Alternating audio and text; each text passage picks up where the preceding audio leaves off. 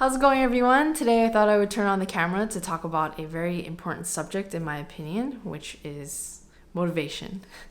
Now, without getting into some of the more cliche elements of talking about this, which can easily happen, I want to share with you all a strategy that has helped me get through periods of time when I'm not feeling super motivated and when I'm feeling a resistance to completing either a practice session or a project.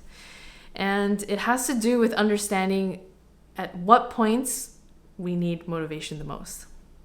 I'm going to start off with a very simple example. Say that you're going for a walk around the neighborhood and you're used to walking anywhere from 1 to 3 laps. You don't really need motivation throughout that whole lap. You need it most at the beginning and the end, because that's when you either decide to do another lap or you go home. Once you pass that a certain point, it's quite natural for you to finish it. Even when you don't feel like it, it's just a natural thing, because the natural course and the increment that you follow is that lap. The same thing happens with practicing, for example. And this varies depending on the day. But let's say on that day I'm semi-motivated but tired, and the natural rhythm is half a page. So after half a page, I naturally consider doing another one or closing the book and leaving the piano. And I think, simply put, it's very useful for us to be in touch with these natural cycles for ourselves. And again, depending on the day, depending on the activity, these increments will happen at different points. I'll give another example. When I'm editing video, there are different stages that I need to do and complete. So say that I'm adding text over a certain video. After I complete that, I find myself considering stopping, closing my computer and doing something else, or going on to the next step and, let's say, fixing the lighting in the different shots.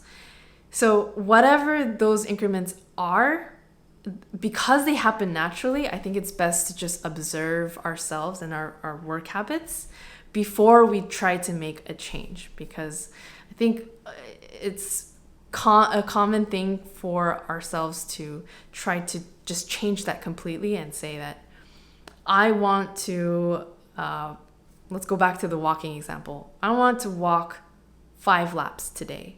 And just using that as a source of motivation without considering what naturally occurs, then our effort in being motivated is not as focused. I think one may argue that if you are not feeling motivated to do a certain thing, what needs to be reevaluated is why you're doing it or why you want to do it.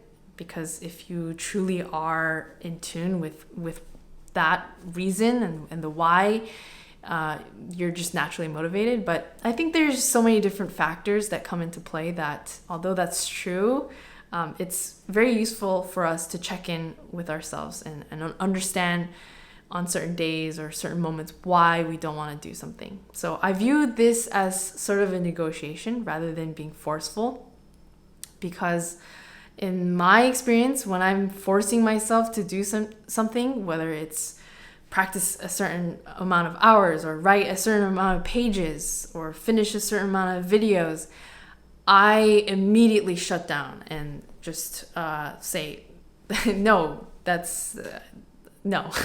And I think that's part of my personality, but I think that happens very naturally because if we force something, that type of motivation only goes so far, because it's a very easy way to get burnt out or get a little resentful even to ourselves, because I think it's a lot better to just understand what's going on in our psychology and also our physical bodies that is affecting our motivation and working with that. So yes, quite simply put, being aware of focusing our motivation in a non-forceful way at specific points according to the cycles of our work habit is really useful.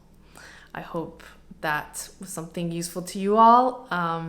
Like I said, this is a strategy that has helped me so much over the years, because I can very easily fall into lengthy periods of time where I just give in to not feeling like doing anything, so I just won't. And years ago, I completely succumbed to that, and I've since learned that that doesn't work. So anyway, hope that was helpful. Let me know in the comments what you all do to stay motivated, and I'll see you very soon.